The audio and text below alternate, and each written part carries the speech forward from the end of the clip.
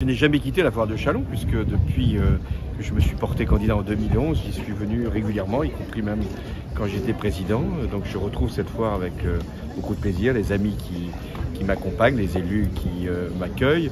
Et c'est une foire la plus importante après le Salon de l'Agriculture et qui mobilise toutes les forces économiques, mais aussi culturelles, politiques.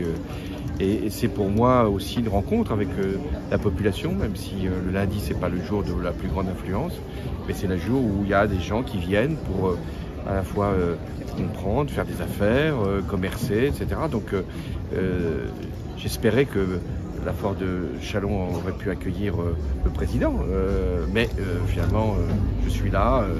Je ne dis pas que c'est un remplaçant, mais c'est en tout cas une substitution.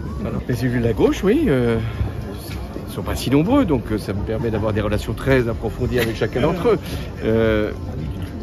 D'une gauche qui a eu des responsabilités importantes, qu'il y en a encore dans cette partie de la grande région qu'on appelait Champagne-Ardenne, et ces élus-là doivent prendre toute leur place parce que le pays a besoin d'une gauche qui veut accéder aux responsabilités, pas simplement d'une gauche incantatoire ou d'une gauche protestatrice. Elle fait partie de toute la gauche, mais c'est pas celle-là qui peut à un moment agir, et on a besoin d'une alternative, et à nous et à eux surtout de la préparer.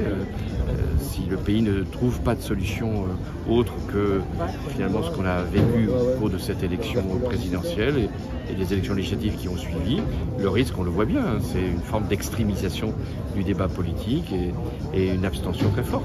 Donc l'importance, c'est pas que la gauche simplement se reconstruise, c'est aussi que la droite également se redresse pour qu'on ait de nouveau des clivages qui soient pertinents et des alternances qui puissent se succéder.